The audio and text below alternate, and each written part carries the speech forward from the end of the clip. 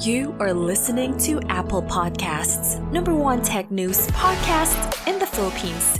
Here's your host, Jeck of Jeck Talks Tech.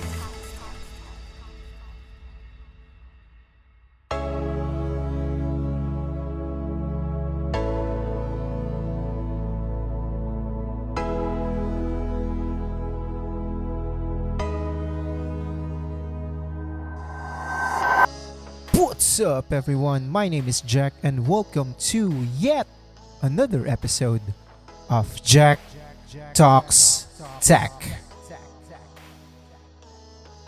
Whether you're listening to the podcast via Anchor, Spotify, Google Podcasts, Apple Podcasts, or wherever you get your podcast, thank you. I appreciate it very much. We are recording live from the studio apartment here in Lucena City. It's episode 20. Oh wow, who would have thought that this side project will reach its 20th episode? I basically started as a listener, and then me and my friends created a separate podcast. And then I ventured to solo podcasting. And now we are on the 20th episode. Wow. It's also the 12th of December. Add to cart gang day. How was your experience? 12/12. What are the things that you buy? Did you buy it in Lazada, in Shopee, in Zalora, in Nike, in Adidas? Let me know on Twitter. Make sure to follow me at JerkyJack. Now, if you're not yet done with your online shopping, if I'm not mistaken, those shopping apps is still on sale up until tomorrow or up until the end of next week. So you still have time to make your unnecessary purchase. But if you're really in the market looking for something and you wanted to buy something for yourself, now this may sound like, an advert, but it's not. You can go ahead and check the link on the description down below or in the show notes. And you just have to sign up to this particular app. It's called Shopback. You'll get an instant 100 pesos as a reward by just clicking or copying, pasting it in your web browser and signing up using the referral link. Ano ba naman yung 100 pesos? Magsa-sign up ka lang. May 100 pesos ka na. And it's a legitimate app. And aside from the 100 pesos reward, Shopback has a holiday deals. And some of the merchants has up to 100% cashback. So, napakagandang deal nun. So, if you wanted to take advantage of that particular offer, again, make sure to check the link on the show notes. It will be there. O, ayan ha, malinaw. It's not an ad. Hindi siya sponsor ng show. It's just a personal experience and, I just wanted to share my personal referrals kasi it's working, it's legitimate, so why not share it to everyone? Now, speaking of ad, eto na yon. Please have a listen.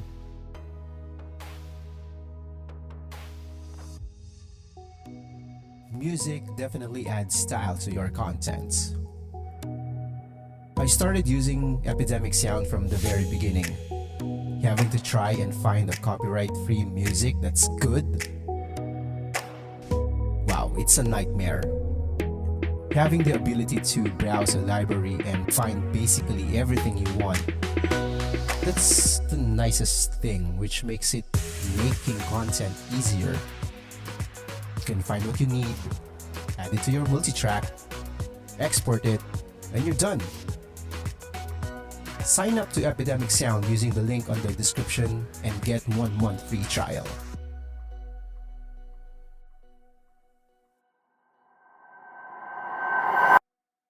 Alright, now that's out of the way, let's proceed to what you really came in for. Here are the top tech news of the week.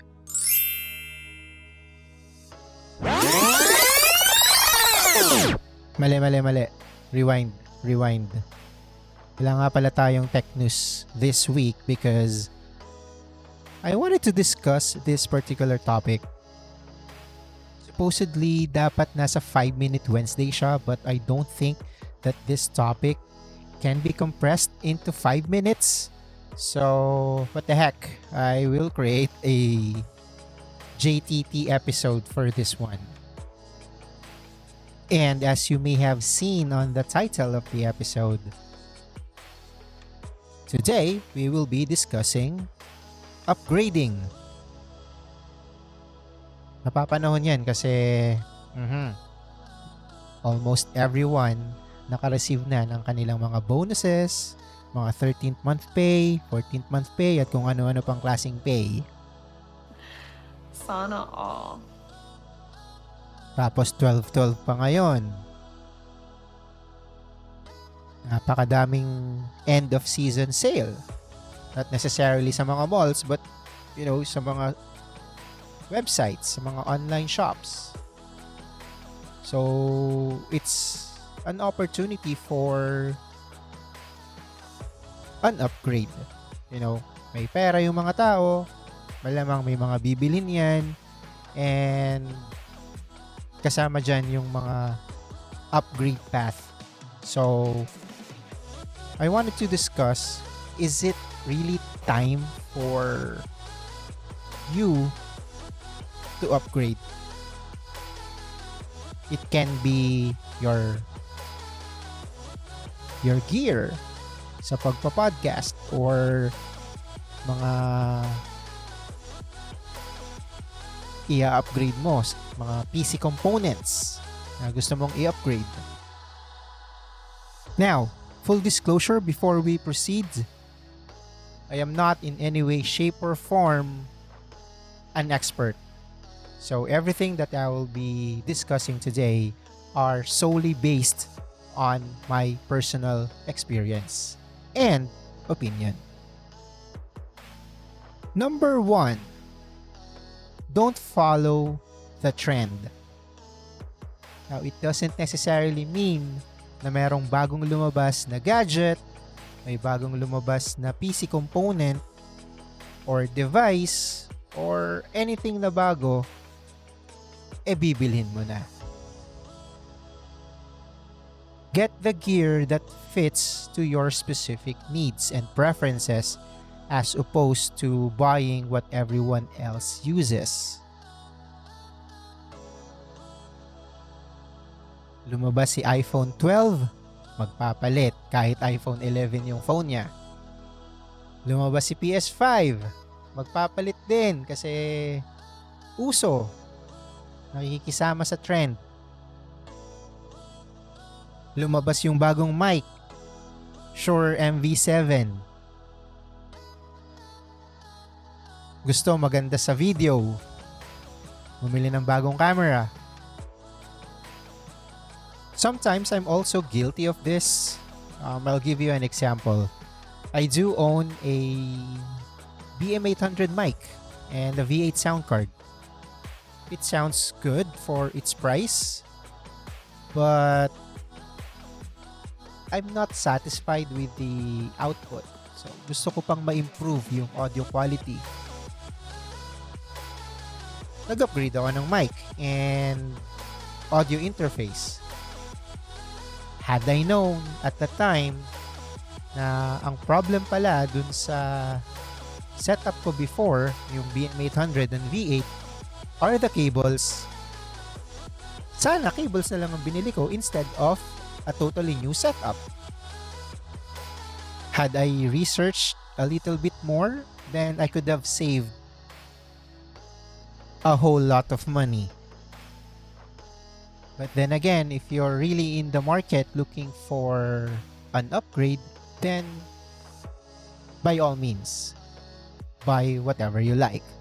However, if you are just upgrading for the sake of having new things or having the latest and greatest from that particular brand that you like, then I am not recommending it, because if meron ka pa namang nagagamit and it's still usable and it still performs just like a new one, then it's not necessary to upgrade your stuff. Next, upgrade your gear to solve a specific problem or to get a specific outcome. Just like what I've shared earlier, had I known that the problem with my original setup are the cables, then I could have just purchased cables instead of an entirely new setup. Verify that you are setting up your equipment correctly before upgrading, because most of the time, yung mga gamit natin, hindi lang siya nakaset up properly to work properly. I have a lot of experiences wherein someone is asking me to troubleshoot some things for them, and apparently may mga maling settings lang. So you don't have to purchase a new gadget or a new gear or a new component. Check first if your settings are correct. Another example is Jay's 2 Cents, if you're familiar with him. I'm a subscriber sa YouTube channel niya. And I saw this video probably half a year ago. He purchased an SM7B. Sure, SM7B. Kasi yun yung gusto niyang gamitin while he is game streaming. Kasi yun yung mga nakikita niya na ginagamit ng mga game streamers. The problem is he only purchased the mic and the audio interface. Hindi niya alam na yung mic na yon is mahina. Hindi siya kaya ng audio interface lang. Basta-basta. Kasi kailangan ng Shure SM7B ng cloud lifter at least to get a clean signal. So bumili pa siya nun. That's additional $150 if I'm not mistaken. So dagdag na naman sa gastos. And then, nung meron na siyang cloud lifter, then na nakakabit na sa mic niya at sa audio interface niya, mali naman yung paggamit niya. Sobrang layo niya sa mic. Again, yung mic na yon specifically is for, for vocals. It's designed to be used in front of your mouth. Para may, aside from proximity effect, malakas yung signal nung voice mo dun sa mic or vice versa.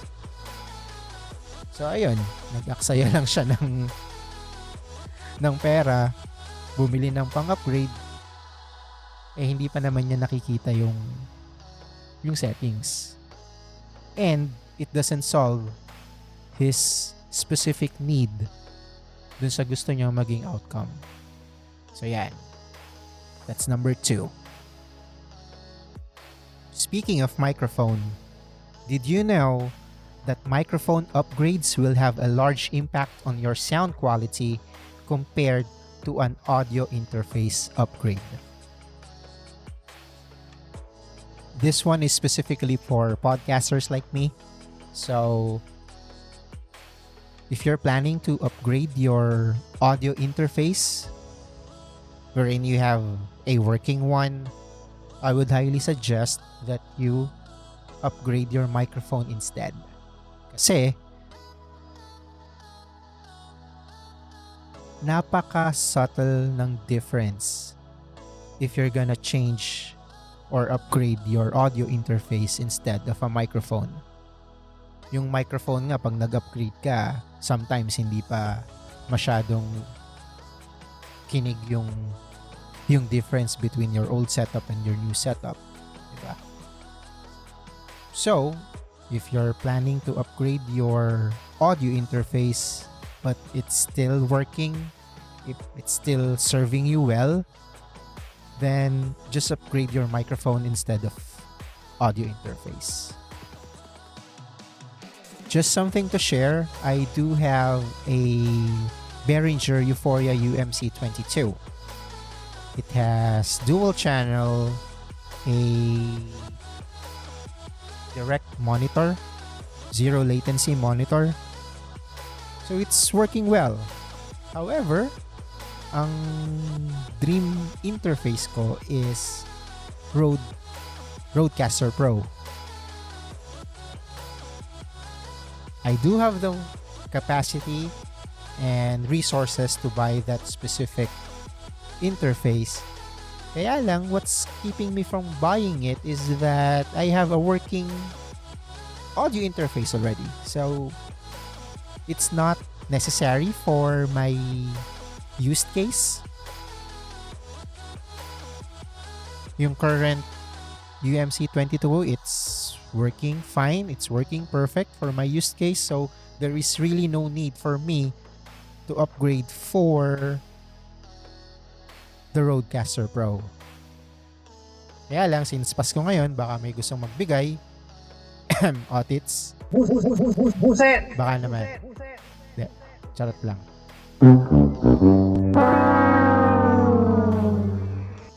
Next.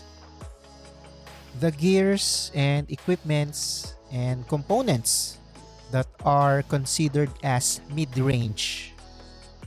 They are great and they can serve you well while you save up for higher-end equipments.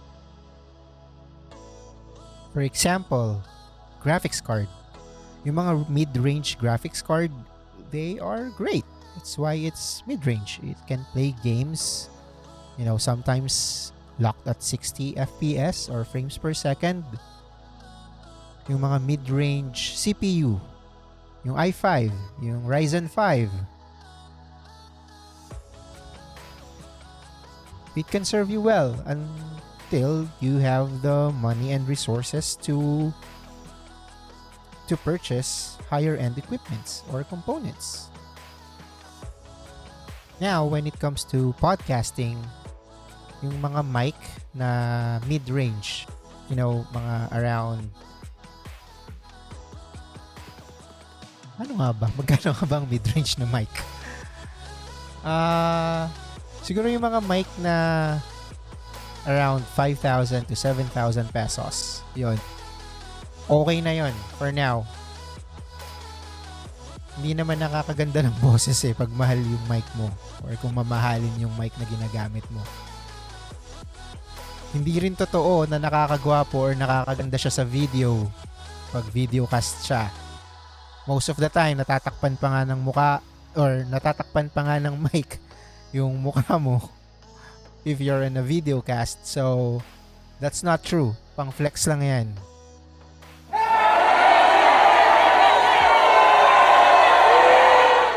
Next tip.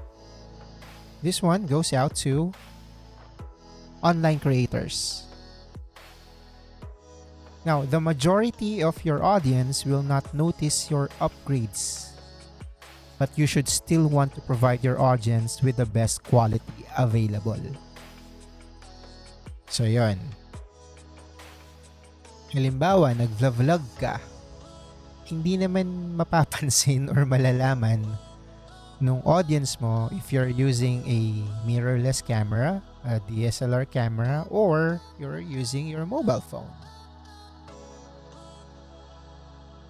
If you're podcasting, Your listeners will not know or notice if you are using a BM800, a Blue Yeti, a Pod mic, or Procaster. Kaya lang, ang mga mindsets ng mga online creators is that we wanted to give our audience the best quality available. So kahit hindi nila alam yung mga gears na ginagamit natin, syempre, we need to give them the best content possible.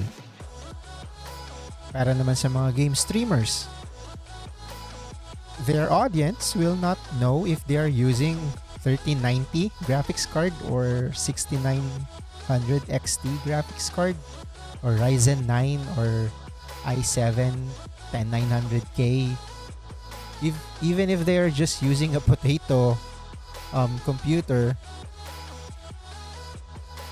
manonotice yun konting-konti lang kasi syempre yung frames per second, it's pretty obvious kung lagging yung game stream mo. That is why I said the majority of the audience will not notice. So, paano nila mapapansin if there's an upgrade that you've made? Gandahan mo yung editing. If you're game streaming, galingan mo dun sa ini-stream mo. Galingan mo dun sa game.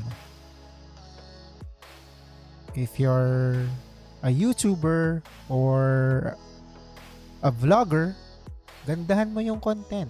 Same goes with podcasters. Gandahan mo yung topics na i-discuss mo. Yun yung mga mapapansin nila. Doon nila makikita or makikinig yung quality ng content. No, ito. Feeling ko maraming tatamaan dito sa next tip. Huwag mangutang kung hindi kayang bayaran. Now, if your purpose of having a loan or scratching your credit card or swiping your credit card or tapping your credit cards is to buy or upgrade a gear, then it's a big no-no. I have repeatedly said over and over and over again, the best equipment is what you have. Huwag kang mangutang para lang bumili ng gamit. Kung meron kang ginagamit, it's still serviceable, then use it. Save money before buying. Don't ever go into debt just to buy your gear or your PC components or your gadgets. If you're not yet making money with your content, then don't be in a rush. Don't be in a hurry to upgrade. Darating at darating ka rin dyan. Just believe in yourself that someday, sometime, your content will be monetized or, you will get sponsors or advertisers. Yun. If you're earning something out of your digital content or whatever, platform you are creating for, then by all means, go ahead and upgrade. Kaya nga nang sabi ko dun sa previous point, hindi malalaman or hindi mapapansin ng audience natin yung mga upgrades na ginagawa natin or binili natin. But, yung mga intricate details, mapapansin yan kung hahanapin nila. And the last, and certainly not the least, have fun with your purchases. So, kung nakapag-upgrade ka na and satisfied ka sa purchase na ginawa mo, enjoy it. You deserve what you have purchased. You deserve it. Basta hindi galing sa utang, ha? Enjoyin mo yan. Pasko naman. Alright, so there you have it. Those are my tips in upgrading. Tips ba yun? Or my thoughts on upgrading. Whatever.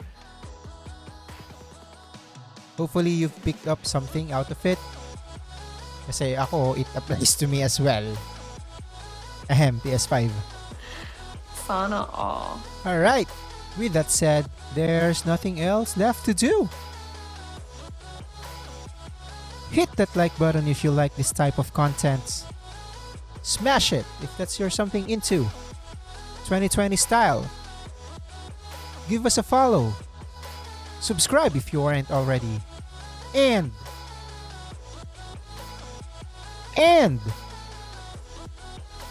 I'll see you in the next one. Assuming that we all survive. Let's make the needy tacky.